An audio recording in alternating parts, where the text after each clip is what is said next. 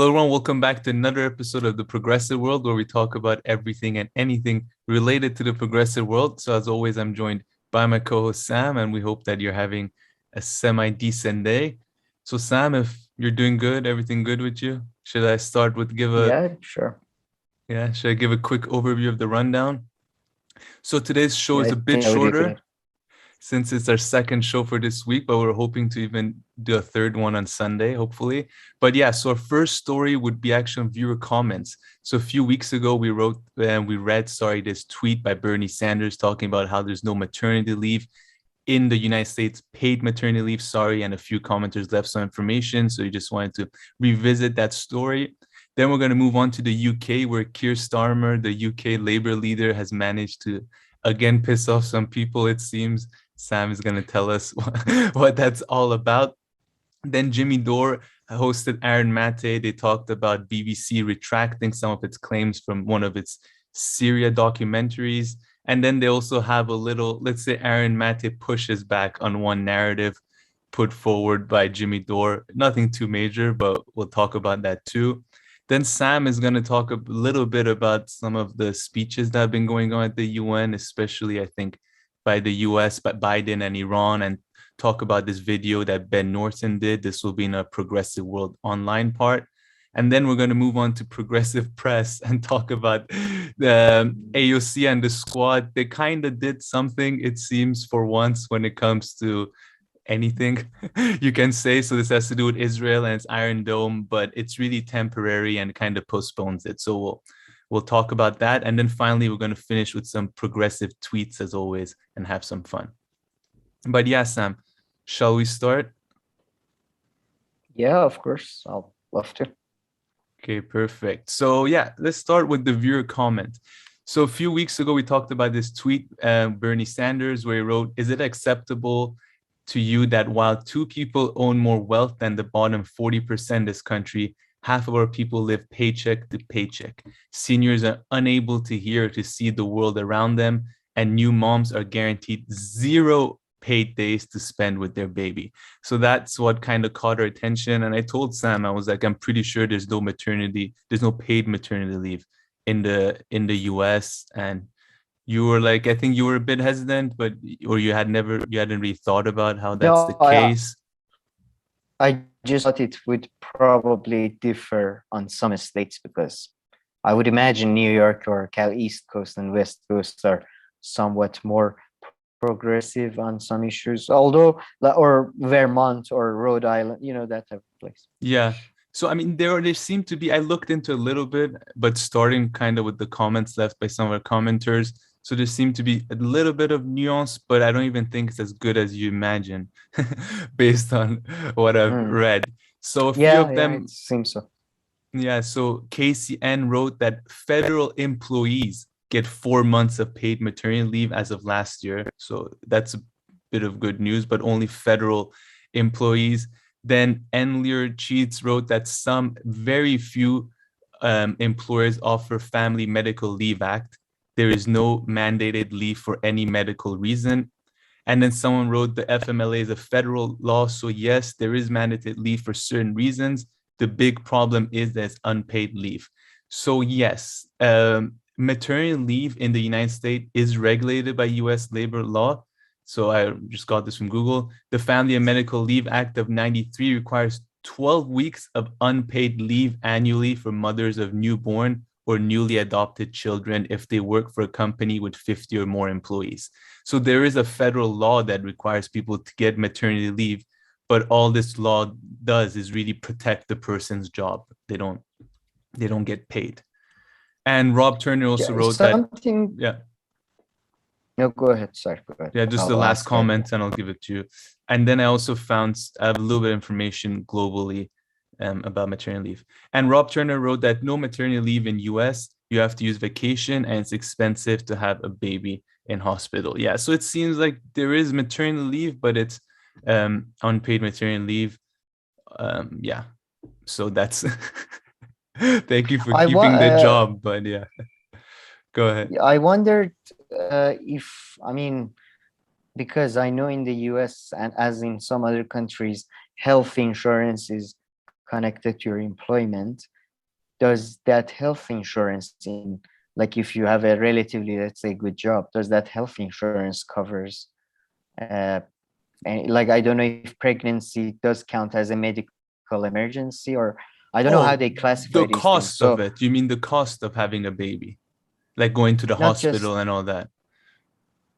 or yeah, the cost of it, and I suppose like maybe there are some insurances that would insure you for like missing out 1 month of work. So I instead of highly, getting paid by the employer, I highly doubt it. But I was just thinking that because it's kind of a medical thing, it's not a medical issue per se. But yeah, it's so but weird. no, I no, mean, yeah, insurance never covers it that way. But you said something about single people payer who have a system is. good, sorry? Go ahead, sorry. No, I No, was gonna it's just say, that's why single payer system is the best, because it's just removes all these confusions, to be honest. That's but what, that would still have yeah, nothing to do anyways. with maternity leave, though. That's just for the cost at the No, hospital. but maybe I don't know. I thought maybe there might be insurance that like pays for the time you're missing out on work. It's not, again, it's not maternity paid leave, but it's a sort of a replacement option. I don't know. Yeah, no, I highly doubt that I'm exists. yeah, I just googled it and I'm not coming up No, with that anything. definitely So, doesn't but I'm gonna exist. look into. But one thing that you Yeah, said, people who have fair. good jobs, maybe they get maternity leave. So that's true. I saw one stat that Based on their contracts. 25% of the private sector, so quarter of the private sector apparently offers paid maternity leave, but it's just a quarter of it. So not everyone, and it's And it's not no law on mandate. anything. And yeah, so I sent you this Guardian article. I don't know if you looked at it, but it's based on a report that UNICEF did, and pretty much the conclusion that they reached as Oh, with maternity leave, US policy is worst on list of the world's richest countries, and they're pretty much the only OECD developed country that doesn't offer paid maternity leave. And then you see for some countries, Sweden has like 35 weeks, Chile 30 weeks. They're saying UK 12 weeks, Mexico even 12 weeks, Australia not so much, around 8. And Estonia apparently has the most, where 84 weeks of full rate apparently. So female workers on average salary in Estonia can take job protected 84, leave that's like when they give birth and continue taking home full wages for the first 18 months of their child's life. I mean, yeah, I that's don't know if more than a it's year. true. I don't know That's, how. is that, I don't know if I agree with that even necessarily, but okay. Like I'm not, I agree with like, but this seems a bit extra. Yeah. 18 months? What are But you? Okay, I all mean, right. I imagine in a good world, you would at least need to give 3 months because you need a month before. Also, it's also like before, while Oh, working until the well, last yeah, day, yeah, yeah. a little bit Of course, before, couple and of months before I was. yeah, and a good like 2 months after. So that No, I already think rings it. 6 months, Makes 6 sense. months after, 3 months before makes sense. But like 18 months after, it feels like, I don't know. I Yeah. mean, I would say I do think women or men who stay at home and raise children should get some compensation. Although I don't know, because it would encourage childbirth. So I don't know. So I yeah, I don't have think to it would think go about that far. I don't think it would it. encourage that much. I mean, it's something definitely to explore. I don't think it's the worst idea you've ever had. But yeah, US, I don't think this is no shock to anyone, is like Yeah, the that's bottom crazy. when it comes That's to developed countries or OECD countries, however you want to put it. this is, yeah, the I mean, yeah, US, I would say, and to a lesser extent UK, they are not quite as centralized as some other countries, developed countries. So it's always surprising to see such a hodgepodge of, like, there is not a central law for, Yeah. Um, such a, I thought it's, again, it reminds me of the fact that there was no law against like publishing pictures of people's, like, I just can't believe there are no laws about some stuff, yeah. private pictures and that type of thing. Yeah, yeah. But yeah, I mean, I guess there is a law, but it's just it just said you get to keep your job. But okay, No, so it's about the lodge is about unpaid leave. yeah, yeah. So at least they protect your work. I mean, I mean, if you're gonna lose your job on top of that, I mean, Jesus Christ. Yeah, that would be nice. Yeah. Can I But just come back? Yeah, but won't pay you shit though. Yeah. yeah, sorry, replaced you. Um, but okay, I mean, I'm sure this is no breaking news for anyone, but we had just not thought about it, and people in the comment section seem to have enjoyed that tweet And and that it's story, a so I thought to look huge into it a issue. bit. Oh, 100%. And it's a And huge, and for some reason I don't know if it's true about other political channels or stuff, but I rarely take a look at our dashboard, but like about 90% of our viewers are male. So I do think, yeah, it's good to, yeah, we should, women issues should be covered too. yeah, Expand our viewers at least. no, 100%. Sometimes we go around 80 for some stories, but yeah, usually it's around 90% male. However, the female ones seem to be relatively vocal for their size because they do Yes, leave some comments that's here and great. there. Yeah. So that's good. But okay, on that note, Sam, I'm gonna throw it back to you. So for those of you who happen not to know, Keir Starmer is, of course, the current UK Labour leader. He succeeded someone who was much beloved by the progressives, Jeremy Corbyn. And yeah, he seems to manage, I mean, to piss off people every other week while making the Labour perhaps weaker and weaker. So anyway, I'm not too sure. What did he do this time? He's trying to change the laws of leadership or something like that. I believe that's the main story there, Sam, right? Yeah, yeah. So he got elected 18 months ago on a platform of unity and the policies of, I'm going to follow the policies of Jeremy Corbyn, but I'm going to be a uh, more presentable face to the public because Jeremy Corbyn is a bit too radical to be electable and all that. Although, I mean, all these arguments are highly, you know, a lot of people disagree with these takes, but that was the way he got elected. He on a platform of unity, on a platform that he's going to continue Jeremy Corbyn policies, right? But you know, he hasn't done that at all. In fact, he has tried to get rid of Jeremy Corbyn in the party, and he's tried to get rid of the left factions in the party. He's gone a very similar route than Neil Kinnock, who in 80s, instead of fighting Thatcher, focused on destroying the left of the party. Mm-hmm. So in this time around, he's going for a major thing. I don't think he's going to succeed, but he's trying to change the leadership election rules, which were changed during Corbyn years, and was seen as was something that was a concession to the radical left or the progressive left or the young Corbynites or the youth wing, because the changes that were made recently meant one member, one vote.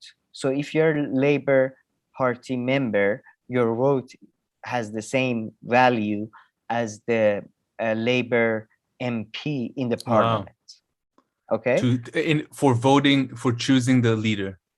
Yeah, for let's say primaries of the UK. For primary, yeah, any member, so a general member of the public has as much say as a Labour member of parliament. Yeah, but no, not yes, a member of the party. But that's makes like it's Republican Party has the same system in the US. Democrats are the weird one in the US that has this undemocratic super delegate system that is so weird and all that. Yeah, so true, but it's just because it's a parliamentary system, it just sounded weird for me because people don't go and vote for him exactly. But you're right, that's true. I mean, in primaries, that's what they do. Yeah. I mean, yeah. So it's not like unheard of. I know. But what he's suggesting, which I think is pretty much the old system, is he's trying to go back to the system where you have the value. So MPs account for 1/3 of the value of the votes. Party members count for 1/3, and unions count for 1/3. Mm-hmm. So that way, about, let's say, 200, 300 MPs have the same pretty much voting power as, let's say, 300,000 party members, Wow, got you. right? I mean, So, and obviously, party MPs, they are for it and they hate Corbyn, most of them, and all that. You had people coming out defending and saying this is about the fact that MPs are more in touch with normal people than activists in the party. So that's why we are trying to broaden the church and all that. But you also had John McDonnell, who was the former shadow chancellor during Corbyn years, saying that this is a clear break of a promise by Keir Starmer. He's opening himself up to charges of dishonesty, which I thought was the most polite version of saying that he's a turncoat, he's a traitor. I mean, like, I have not. I mean, Boris Johnson is a, you have these people who are fickle and go with go with what's more popular. But Keir Starmer is just a really shitty traitor that, like, this. yeah. It's like there was this new movie by Zack Snyder, a zombie movie, The Army of the Dead. I forget, but there's this character that everybody made fun of because as soon as this character comes into the movie, everybody's like, okay, we shouldn't trust this guy. He's going to betray us. And he goes on to betray them. And it's just, he's like that. He's just the most obvious. Anyway, he sucks, basically, what I'm saying. But So he let's get both into. sucks, and I mean, He's he's not both. even, yeah. He's a. I mean, yeah. He's He's an yeah. incompetent. He's an incompetent, fickle person. It's just Yeah. everything. Like, Boris Johnson is quite competent in, yeah, but I completely love Muslim community. I've always loved Muslim community. I mean, I may have said some, racially charged comments, but that was in good fun, lads, wasn't it? Yeah. He doesn't even have that capability. But I mean, sorry, let's get into the nitty gritty, to be honest. Like, I'm just want to give some substance to my commentary. And this is from the BBC. Labour leader Sir Keir Starmer. I love the fact that Guardian and BBC and all that, they always have to say Sir Keir Starmer. It's very important. Has reopened the bitter internal dispute just days ahead of his party's conference. He has tried to convince trade unions to back a plan to scrap the leadership rules, which enabled predecessor Jeremy Corbyn to get elected. But has so far failed to secure their support. It's interesting that they don't mention that Keir Starmer himself got elected based on the same exact rules, one member, one vote. And I like to point out that what he's trying to do right now, he's trying to win over unions. And if he does that, he may manage to win. The rule change may pass in NEC. What is NEC? NEC is National Executive Committee. That's the equivalent of DNC or RNC for Labour Party in the UK, right? So even if it does get passed there, from what I understand from youth Labour activists, still it needs to go to get passed in the conference in Brighton later this month as well. And there could be a big battle there, even if it gets past NEC. And so, we'll have to wait and see. And interestingly, a lot of people are saying that their memberships are getting suspended right before this conference. Wow. And there is all this weird reporting going on. So we'll see. I see. So some more bullshit from this guy who is not that popular too, right? So I mean, competent, not too competent, not too popular for now. And how is he a sir? I mean, do they make every member of parliament a sir, or he already became a sir? No. I mean, Jeremy Corbyn has no. If you're a Republican, for example, you're Republican. But no, he became a sir because he was a prosecutor. I believe in Northern Ireland. He was the prosecutor general there, and that's. By the way, a lot of people say that's where, he used to be quite leftist, but after he became a prosecutor, he started to move right. I don't know anything about that, but that's, I think, due to his activities as a prosecutor, as a legal officer. So he's a bit like Kamala Harris. Yeah, Kind of very leftist, not more prosecutor. incompetent. Yeah, I mean, she doesn't seem to Although, be although, that yeah, popular either. I mean, no, no, I don't know about her she competence, but popularity, she's kind of the same. She really doesn't seem we to could have the popularity that they want her to have. no, no, sure. She's more media savvy, I would say, but I would say she's actually maybe we should have done that as a separate story. But anyway, she actually, I think she went to Vietnam and gave a speech. Uh, she gave a speech praising John McCain. And like John McCain used to bomb like civilian areas in Vietnam. That was literally his job. It's just so yeah. Maybe you're right. They're pretty. I would say she's a I don't hear. slightly more media savvy. Just watch the. There's a new interview with Keir Starmer. It's just them. I mean, Jesus Christ, the man just is a vacuum of Yeah, charisma. It feels especially like following Jeremy Corbyn. I mean, sad. he's like an energy vampire. If anybody's seen What We Do in the Shadows, it's just like an energy vampire that just talks to you and you slowly feel life drained from you. Anyway. Yeah, and yeah, what's it called? And speaking of Boris Johnson, this is like a very small news, but apparently he's confirmed that he has 6 kids. Has I he don't know if really? I don't know if you know that, but apparently he's always denied it or he Yeah, never yeah. wanted to admit it. No, he And never discussed it. Yeah. okay, yeah, and in an interview just a few days ago, they asked him, "So, do you have 6 kids?" Jesus, And six he kids. confirmed, yeah. He got laid 6 times, but yeah. No, no, but I would. But yeah, Oh, on a more substantive note, that there are reports that he may be considering a 2023 early call for election because there will. I mean, potentially would be the best time for him in terms of if Labor continues to be basically shit, and they probably gonna have a slight boom post COVID. So yeah, no, that makes complete sense. Okay, anything else on the UK? Keir Starmer, Boris Johnson, no one. no, Okay, but yeah. good stuff. And I mean, Keir Starmer, yeah. I wonder. I mean, he doesn't get any kind of. Yeah, I mean, he's not leading the country actually, so he has no international recognition yet. Also, I mean, to be fair to him, COVID, like this conference is gonna pretty much be his first real public speech. COVID made him really isolated too. I mean, that's his team's excuse for everything, but I mean, for what it's worth, that I'm sure played a role too. But no, international, no, come on, it's a joke. yeah. Okay, all right. So let's move on to Progressive World Online. And the first story is, of course, Jimmy Dore and Aaron Maté. I think they're a great combination together. They go really well. So I was really excited when I saw that Again, Aaron Aaron Maté. Maté is really funny when Yeah, he does impressions. he did a few impressions in this one too, right? Yeah, I love his impressions are really accurate, actually, Yeah. I think. Yeah, anyway.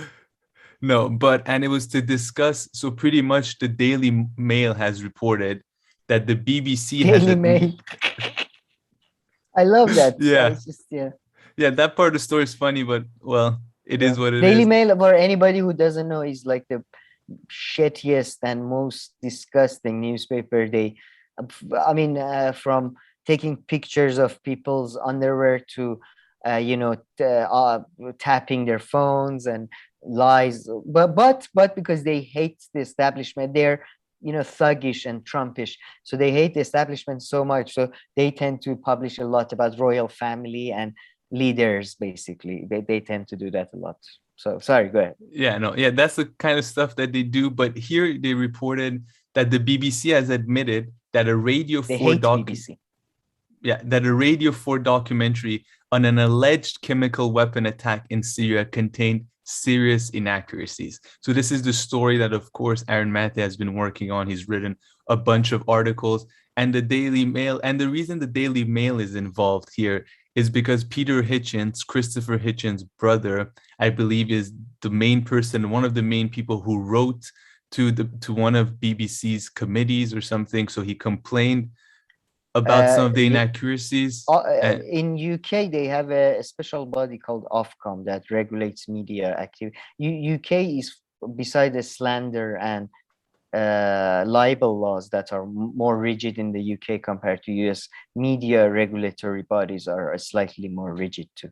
but I don't think this went to them. I think this is an internal BBC committee that Really? found that that Okay. the documentary had some serious inaccuracies. And one of the main ones is that they tried to say that one of the OPCW whistleblowers had come out because WikiLeaks paid him $100,000 or were going to pay him Was offered $100,000. reward. Yeah, and that appears to not be true. So I mean, Aaron Maté, of course, who's been on top of this story, says that this is just the tip of the iceberg. There is so much more that's bullshit about this particular Syria and Syrian gas attack. But I mean, yeah, so they're just like a few things that I guess they couldn't let go. And yeah, so and it's funny that yeah, Peter Hitchens brought it up, and I guess that's why the Daily Mail reported it. And I tried to look up this story a little bit online, and really just one or two obscure kind of outlets had picked it up. So the Daily Mail was kind of the most legitimate one here to report it. But yeah, and then they had a funny moment towards the end in this video, and we'll get to that, Aaron Maté and Jimmy Dore. But before getting to that, I don't know if you have any comments about Aaron's appearance in general or this part of the story. No, it's to be honest, I still would say compared to even Guardian and a lot of other mainstream private leftists, I still think BBC, with all its flaws, which are so many, it still has because they have these standards and all that. It still has probably. I mean, even when it comes to Labour Party, their reporting compared to Guardian, for example, much better. So I like that. But I mean, I'm just confessing my sort of a slight bias for BBC. Peter, Daily Mail, by the way, I think Daily Mail is part of the string of newspapers owned by Murdoch, and they hate the BBC. They've been trying to destroy BBC. They've been trying to get the funding away from BBC for years. So that's their real angle there. Peter Hitchens, though, that person, he's, I would say, one of the very few genuinely principled conservatives out there in the world, I would think. Because if conservatism was an actual properly defined ideology, let's say, he is somebody who I think consistently adheres to it and has a consistent line, which kind of I think shares with his like they were polar opposite. He's conservative, he's somewhat religious, he's a bit of an isolationist, and Christopher Hitchens was the complete opposite in all these aspects. But they both had a consistency of sort of the underlying framework of their thought.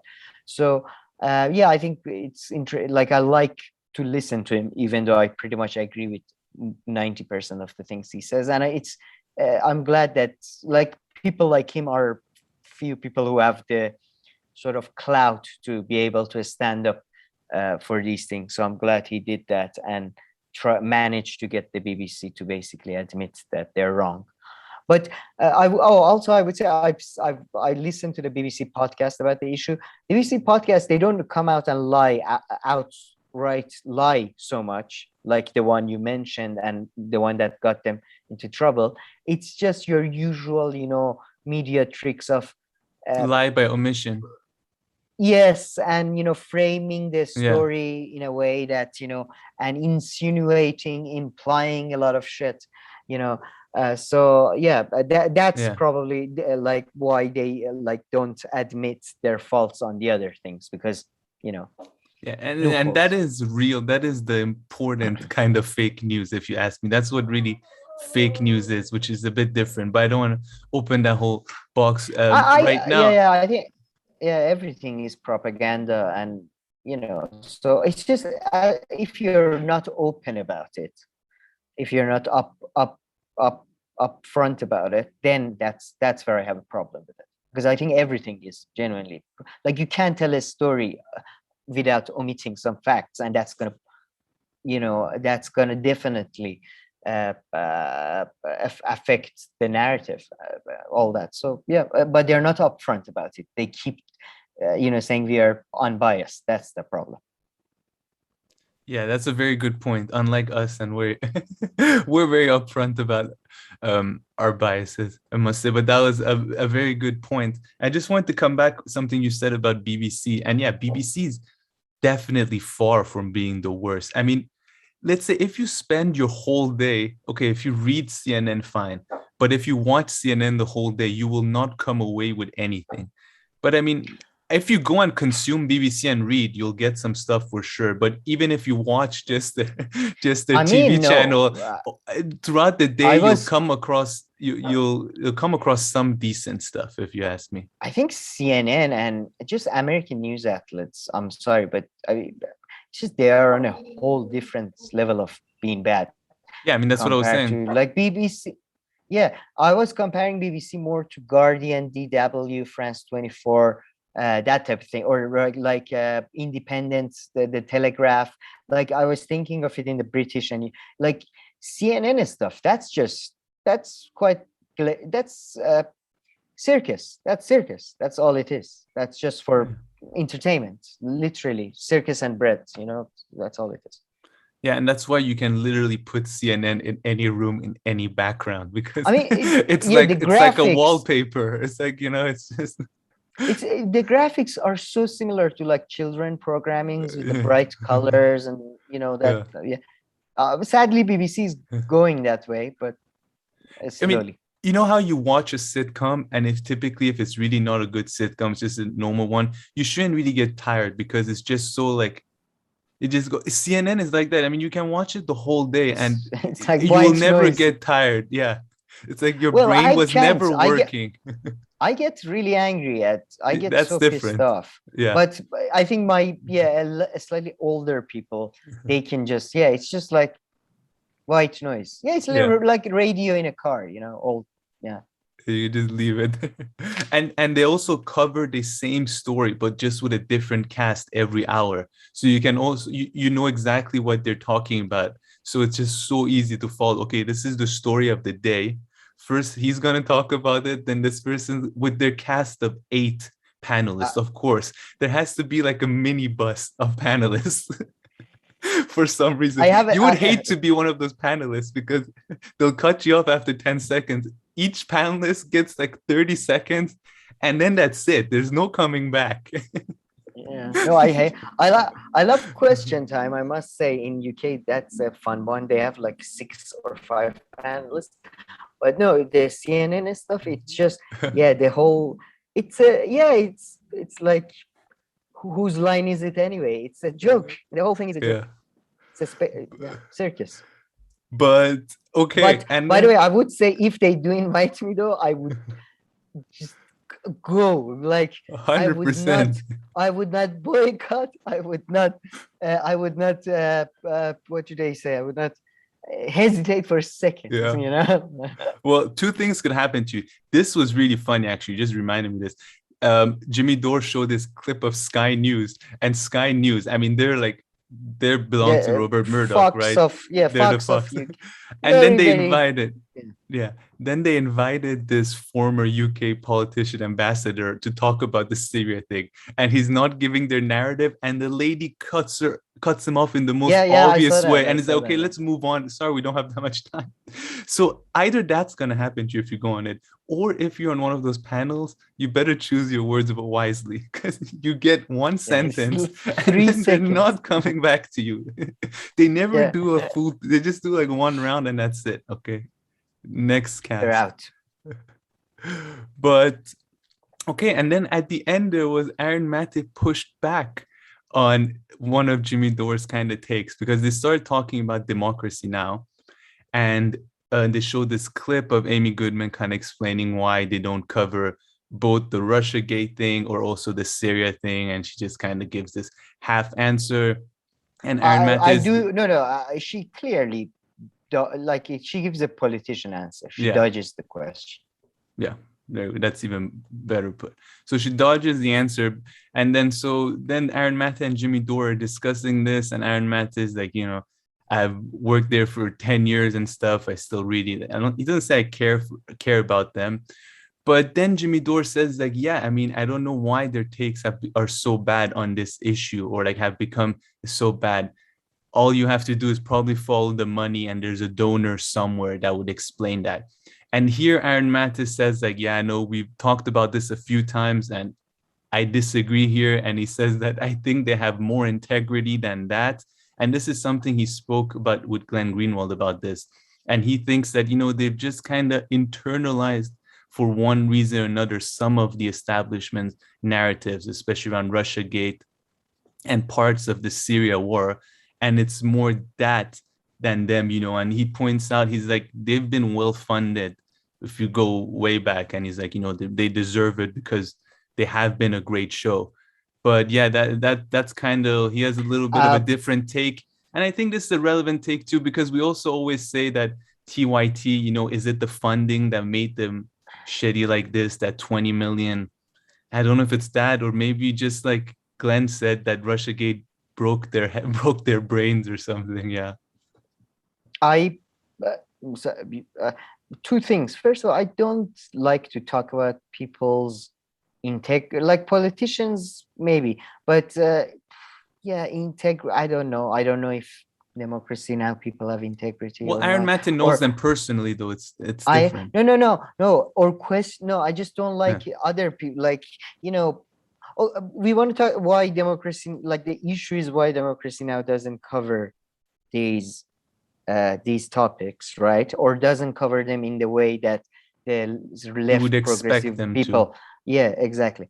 And I think I no inside knowledge of Democracy Now! Or any media organization, but from what I observed throughout the years and from what I read from Matt Taibbi, who wrote extensively on the evolution of news coverage, news media in America, and Glenn Greenwald and others. I'm trying to think. There is somebody whose name wrote a great book.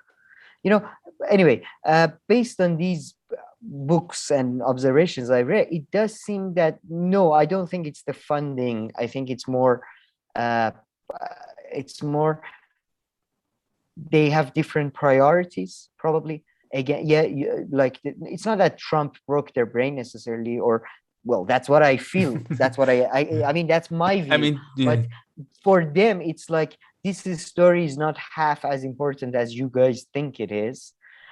So we are going to focus on, for example, campaign financing in America. I don't know, or a coup in Honduras, because there is quite a lot of content out there that you can cover, and you have to pick and choose. And I think they feel like, they don't want to contribute to a narrative that is associated with some radicalism that they don't agree with. I think they're wrong. I think they're making a mistake. And I think if they did cover these things, both financially and otherwise, it would be in their benefit, audience share, all that. But in terms of whether who's, like, we all get paid by somebody and it influences us somehow. So I rather talk about this specific actions and all that. Yeah. But not with TYT, Intercept, and Democracy Now! All three, I think they disagree with people like me. I think they're stupid, to be honest. A lot of them genuinely stupid, like not intelligent. But I don't necessarily, and that's why they get paid more, because that's the game though. If you're stupid, you get paid more. You don't know typically, it. Yeah. You don't know. You think you're like, that's the thing. I think that's how it works. So, if you're stupid and believe in these stupid things, then another stupid idiot like Jeffrey Katzenberg will come and give you money. Like, it's a whole thing. And, you grow. A Democracy Now! I don't know exactly how that works. I never understood how democracy is funded, because it does feel like it's produced in the basement of my grandma's second home or something. And then it's just the production value, everything. It's like from they have a nice studio, and they have a nice studio. I haven't seen it for 5 years, so maybe it's changed. Their studio is decent, but they have staff members and stuff. But I don't know about Democracy Now either, That because I was didn't tough. watch them for the past few years. I used to watch them a lot, like about a decade ago.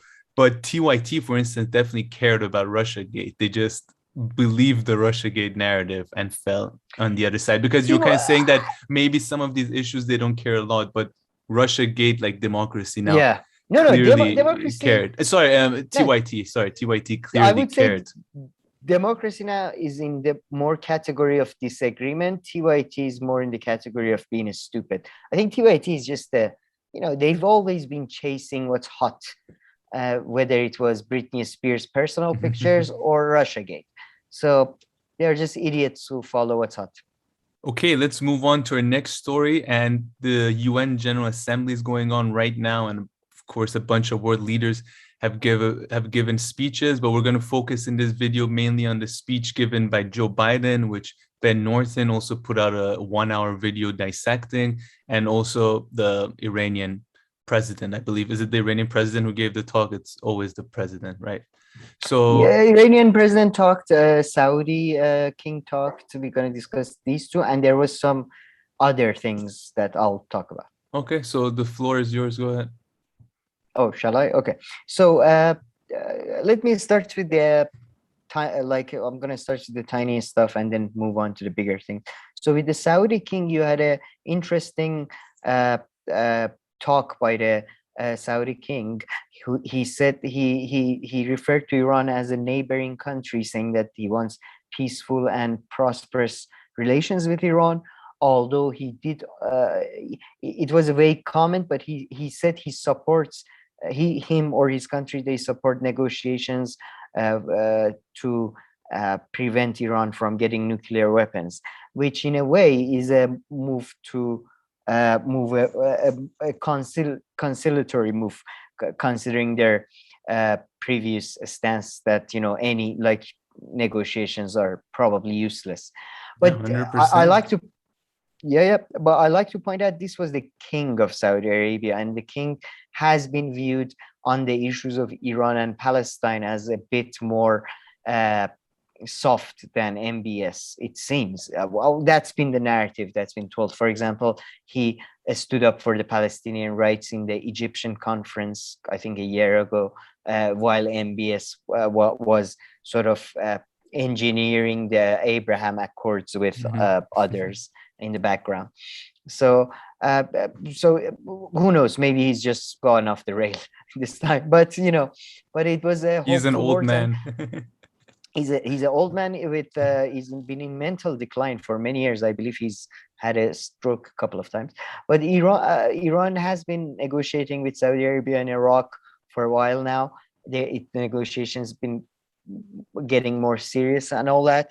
And I think with the withdrawal of America from Afghanistan and the attacks on Aramco, I think Saudi Arabia increasingly is realizing that, and this is something Trita Parsi covers as well, that they have to come to a regional understanding because they can't count on US.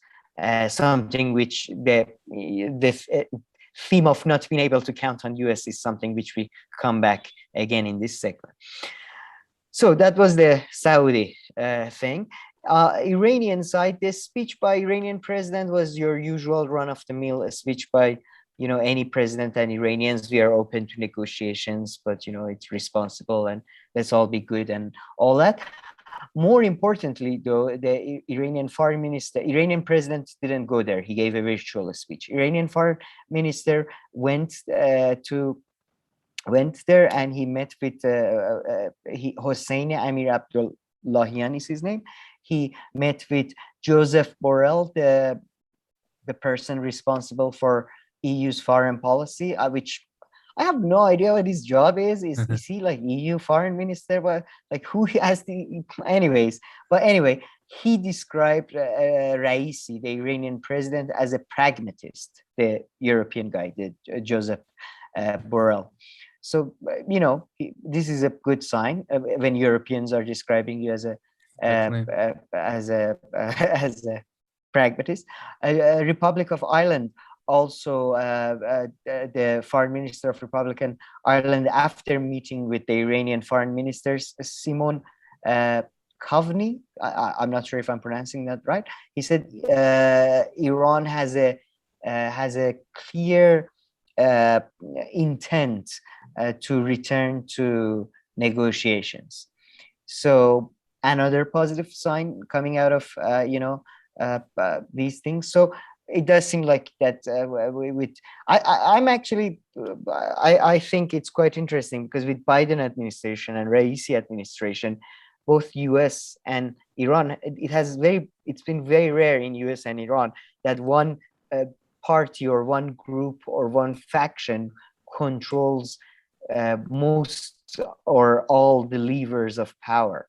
And I think right now is, in a way, I know they are conservatives and Joe Biden team are warmongers, but this might be actually the ideal time because there are no spoilers internally, it seems, at the moment. Although in the US, in 2 years, Congress can flip and it's all over. So. And even now, it's still, Supreme Courts, and Supreme Courts, they can sue the government. Yeah, it's complicated, but I do like they control the Senate, they control the Congress, they can get rid of a lot of sanctions if they want to. So and conservatives in Iran control everything now. So there is no internal games to one each other up in like anti-imperialism. So these were positive things. But now I think we can get to the Biden. And before you go into the Biden one, though, so you talk about how, the Saudis are kind of maybe changing their strategy towards Iran a little bit. That Biden, Democrats have a lot of control and power right now in the US, and in Iran, the conservatives. So they're both in the executive branch and the parliament. They also control most of it. But one player here who doesn't seem to be wanting to change his strategy at all is Israel. But I mean, how much say they have really on what direction Biden goes, I'm not sure. But they seem like they're not changing their strategy towards Iran based on what you hear, based on rhetoric and maybe and some minor actions. I would say Israel has a far more open hand than Saudi Arabia, for example, which is basically a sort of a colonial state of US, extension of US. But I would say Israelis may not be as open about their change in a strategy, but they have also Benny Gantz, signaled that they would not attack Iran without consulting US sort of first. He walked it back later because of internal attacks, and then Naftali Bennett actually said that they're gonna focus on regional cooperations to limit Iran's increasing power or influence or whatever. So I think they're not as open, but I think the thing is, I mean, besides like all ideology aside and all that, they tried maximum pressure. And now, like, if Iran was going to break or Islamic Republic was going to break, it would have probably happened a year or 2 years ago. And now there are reports that Iran may experience 6% growth in the spring, that type of, because of, COVID, GDP, post-COVID boom, nothing to do with like great management of the country. But because of that, I think that now Iran is in a stronger position and is going to be in a stronger position. We are making this video right now actually about the fact that Iran became a part of Shanghai Cooperation Organization. So all of this is changing the calculations a bit. Okay, yeah, fair enough. Okay. But yeah, the rhetoric, at least based on what I'm saying, that's why I was saying that. But okay, no, you're right. Israel, I mean, especially because internally Israeli government is very, very fragile. They cannot, rhetorically, they cannot clamp down. They cannot, because if they do, they're fucked electorally. Yeah, very good point. Okay, you were gonna move on to Biden. Sure. I thought, now we can discuss Biden and Ben Norton's video. Do you want to set up maybe the Ben Norton video and then I can? Yeah. So actually, I only watched the first 10 or 15 minutes, but I believe you watched it twice.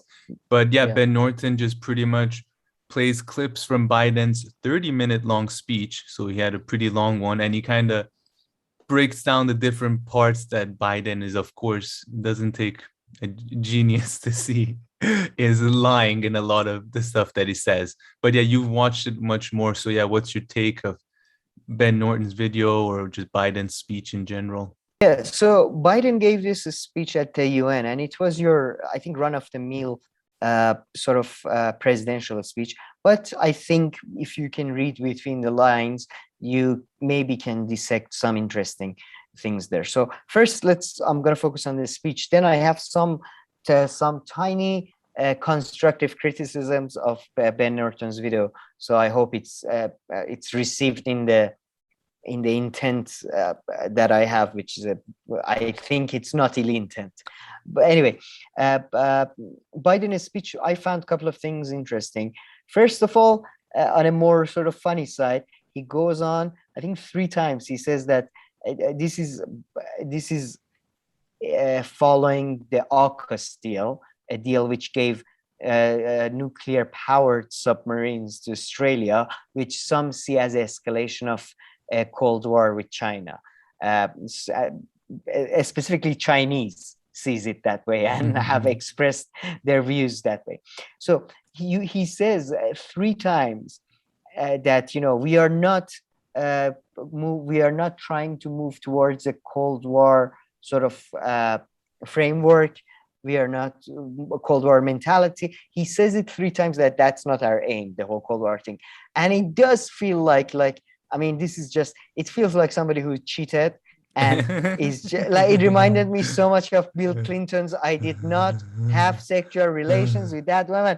It felt like, why are you keep saying you don't? It feels like you really do want a Cold War, don't you? Like, keep saying, I don't want a Cold War. I don't want a Cold War. But, anyway, so that was, I mean, that was the fun part. But I mean, in a more substantive way, though, I do think, I mean, we're going to do a video on AUKUS, but I do think it's more about money than Cold War. So anyway, that was one part of it. Another part that I found interesting was the fact that he mentioned Indo-Pacific region, which is the South China Sea, Indo-China region. It's known by many names, East Asia, whatever.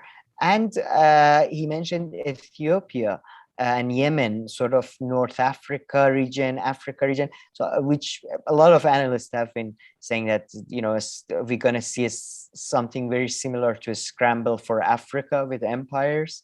We're going to see something similar happen now with the US and China, and to a lesser extent Russia and others, trying to gain influence and power in Africa and East Asia. So it seems that US is again shifting towards there. And again, I think under Trump, you could see a similar shift. And under Obama, you could see a similar shift. So I don't think it was I don't think it broke any. The Africa part, I really don't know. Because, I mean, they seem to be interested in carrying out counterterrorism there and like military activities. And of course, China is very interested in Africa. But during the Trump years, though, it seemed like, especially during the Trump time, like Trump, I think he never went to Africa. He only met with one African leader at the White House. So, I mean, I'm not too sure how much focus Africa is a country, right? I mean, not Trump, but to be a lot of majority of the stuff that CIA and a lot of other organizations do in Africa is undercover, and it's such an under-observed, sadly, continent. I mean, look at the way I talk about a continent with more nations than you know what I mean? Like, it's just so under-observed and all that. No, I mean, exactly. So I don't know. I really don't know, because I know, for example, France carries out a fuckload of black op operations in West Africa. And the US also does militarily. The US also does militarily West and East Africa, both of them, that's for sure. And going back to the theme of not being able to count on the US and the AUKUS deal, as you pointed out, can you pronounce the name of the French foreign minister? Because I'm gonna butcher it. But I don't have it. I don't have it under my. Oh, yeah. Sorry, I do have Jean. Jean Jean-Yves Le Drian. I Okay, guess yeah, him. Jean-Yves. Just say Jean Le Jean, Drian. Yeah, no, his Jean, last name is really weird. maybe he's all right. But Drian. well, but I'm just, yeah, because we are on, we are very close. We are on first name basis. So Jean told, yeah, France was very upset about this Australia deal because that led to the cancellation of a 900 million deal with France, which had already been signed 2 years ago. And American officials about a month ago had French officials had approached American officials about the rumors, and American officials had said that no, we selling submarines to you crazy. Yeah. So they are saying, yeah, they are very upset. They're saying a stab in the back. They recall their ambassadors. A lot of things that we're gonna cover in more detail. Although apparently, sorry to cut you off, but apparently just today they agreed that the French ambassador will return to the US. Yes. Just today. Yes. And yeah, and I saw that the submarine, was like a $40 billion deal that they, now have to throw out of the. Yeah, it's yeah. Anyway, but my point is that what you see here though is a clear American interest is shifting from West Asia, pretty much, let's say West Asia, Europe, to China and that part of the world, sure. And to a lesser extent, I think Africa. Like what you see with Saudi Arabia and Arab countries and European countries, I think you're going to see increasing, at least attempts at more international power and clout, because I don't think Europe is going to have major immigration problems, for example, if anything happens in Afghanistan. So, true, yeah, sure, that way. But US or Syrian issue was a huge deal for Europe in terms of immigration. But for US, who gives a shit? We are, far away from there, right? So I think we're gonna, just like Saudis are saying that you can't trust. I mean, again, I don't understand. These people are apparently professional politicians, but they don't seem to understand the most basic thing, that politicians lie and they're representing the interest of their nations or organizations or whatever they're members of. So I'm not surprised at all. And it's surprising, for example, for Europe to have been, like, Europe is so far, like, in terms of like being united or having a common foreign policy or being able to respond in any way to any crisis. I mean, since Bosnia, since mid-1990s, they've been basically paralyzed without US. And I don't know, maybe these things will see them act more independently. To see. But about the Ben Norton video, it was a very interesting video. And he pretty much, I think his sentiments we agree with. What I found somewhat strange about the video is his surprise and his outrage at Biden, because I think Trump was the same, Obama was the same, Bush was the same, Clinton was the same, the other Bush, Reagan. Like, I don't understand the surprise and the outrage of, like, oh, he lied. Yeah, like, that's what his job, I believe, is, like, as a president, to lie, like, from what I understand. I don't know, but so that's what I think. And he talks about Ethiopia and Yemen, and especially when it comes to Ethiopia, that's what I was like. We did a watch along of Ryan Grimm and Alisa Farah video on the Hill, and when I say sometimes left takes away the agency from rest of the world in US, and it kind of gets on my nerve. That's what I mean. Like, this idea, like, Ethiopian officials, they had that civil war was not caused by US intervention. They played a role in it, but of course they played a role in it. If they see a opening, they use that to their advantage. The other sides should be smart enough not to give the US those openings. So we have to go case by cases. I'm not saying every nation is equal, by the way. But to just say that, yes, they did a coup in 1953 and it led to that. And we did this and it led to that. And it's all American. In Yemeni war is all, for example, American backed and blah. It's giving too much power to, I think, America and all that. So yeah, that's something that I personally don't. I think we should see the situation as more dynamic and more interactive, so to speak, rather than this sort of all-encompassing U.S. power. That's one thing. And second thing, the way the resistance to, like, we had this thing with Chavez and stuff. I think these debates should be viewed as sort of internal contradictions of capitalism, rather than, because some people view them as like this, as if like we are seeing a labor or workers movement against the global capitalist movement. But these are all sort of internal contradictions of capitalism, sort of landed capital fighting global capital, or like a fixed capital fighting a more fluid capital. So that's why, again, we should be more sort of, I think, cogent in our view of both the oppressors, or the most powerful, and the oppressed, and the resistance.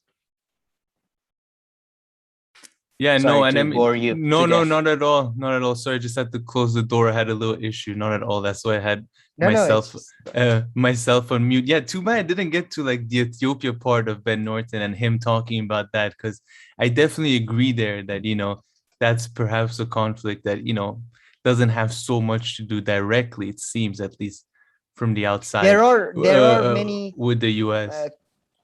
I mean, look, when you but your are general US, point, when you your control general point, banking. Yes, go ahead. I mean, your general point is that sometimes when we tell the narrative of how the US is like meddling here and there, you're saying that a lot of the time we don't consider other actors in those countries who have agency and who are carrying out those horrible acts, or who want those policies enacted. Is that what you're saying? Yes, and who a lot of times invite those American agents, invite American bankers. It's a fluid and interactive situation. And if you think about it in terms of class and group based, I think it's much better than think of it as evil America and like these nations that fights them or whatever. Or for example, even North Korea and stuff, it's a state capitalist system, fixed capital, that is trying to protect itself from the global capital that will eventually probably destroy it, or integrate parts of it and destroy the rest of it, right? So yeah, that's how I think it should be viewed, rather than US. Like, it's not just about US. Any powerful nation will use any opportunity to exploit and to their advantage, and a lot of times they are invited.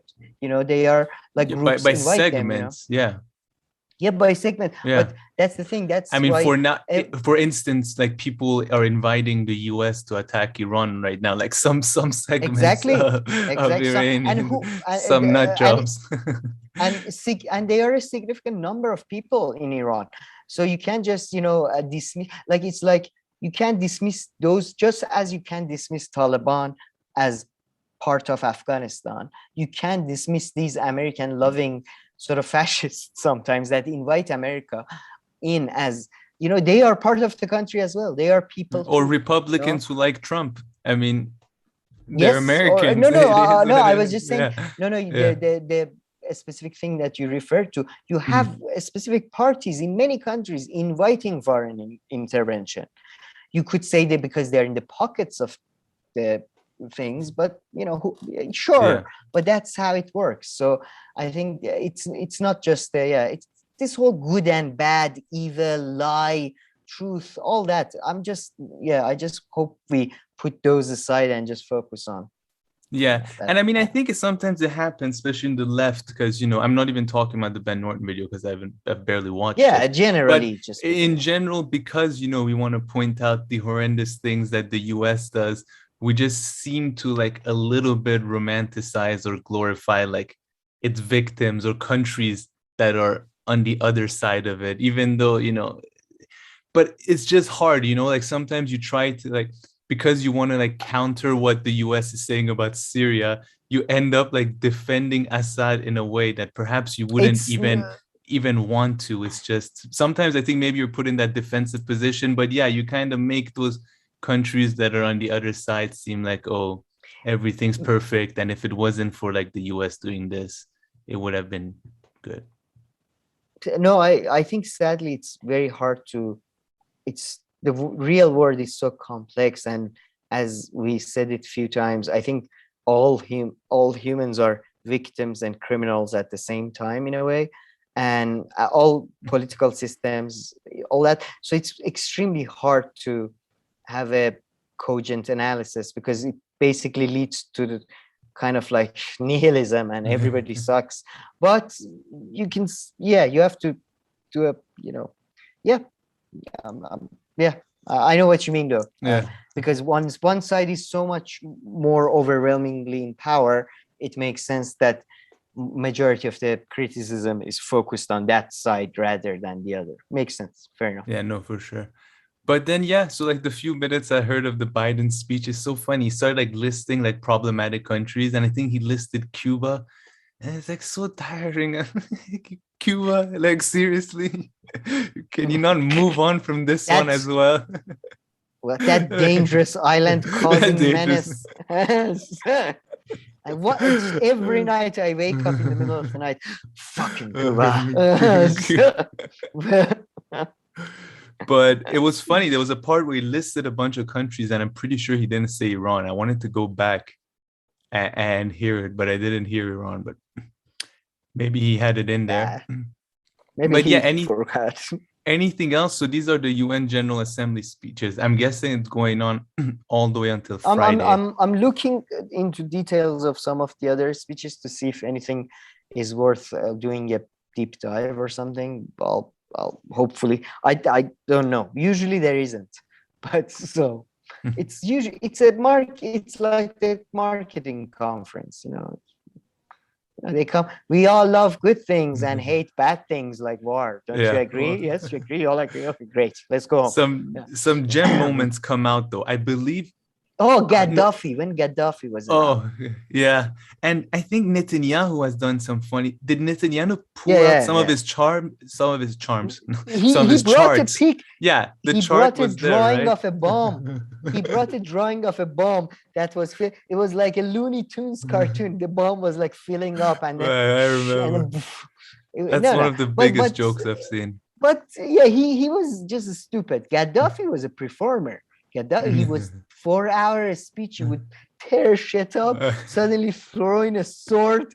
Just some guy runs out. It was crazy. You didn't know what to expect. Yeah. Or even Fidel I think Fidel had a 4-hour speech at some point. Fidel Castro is. These people. I feel like I've heard he's had no. That's in other situations where he's had 8 or 9 hour. Yeah. Yeah, in his country. But. It's just, if Gaddafi could have really gotten, he could have really gotten creative right now, because now you can also send your own videos because of COVID. God. So he could have. Can you imagine Gaddafi's theories on COVID? Because one of the things he was famous for was that he would say AIDS was built by CIA or something. So his theories on COVID would have been awesome. Goddamn Hillary. I think nowadays he wouldn't have stand out, because there are so many out there. There's so many people filling the COVID one. He farted on live interviews. I think he would have stand out. He was just the best. Like I think Idi Amin maybe came close. Idi Amin, do you know that Ugandan dictator? He was like allegations of cannibalism, but like Gaddafi was genuinely the best. And Berlusconi is also fun to watch. Like they should have been stand-up comedians, right? Berlusconi's still around. Yeah. But I don't think he's in government.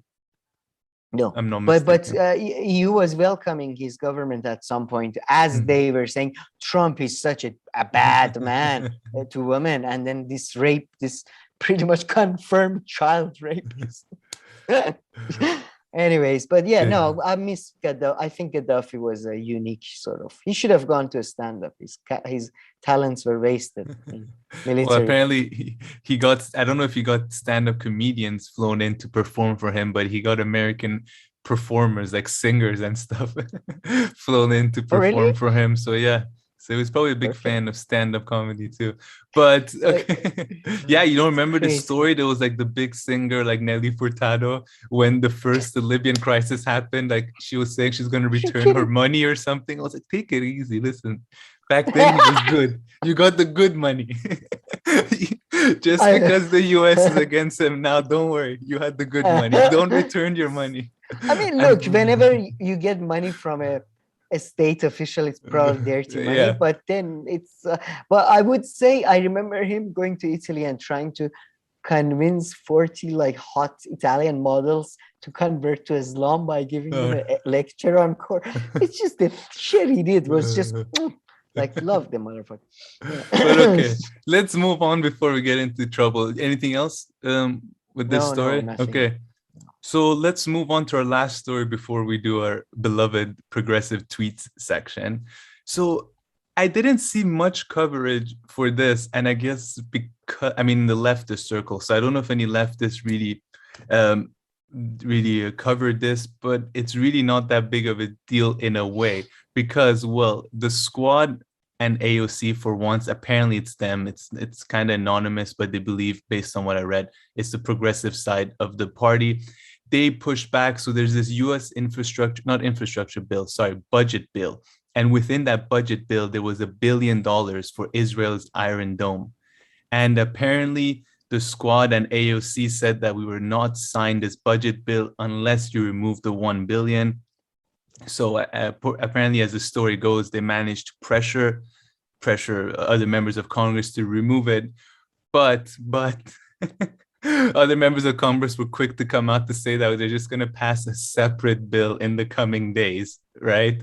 Because they just didn't want Oh, any problems to be created with government shutdown and budgets. So they were like, fine, ah, fine, fine. You guys are right. We won't give the billion, but apparently they're going to pass this whole separate bill to make sure that the Israelis get their $1 billion.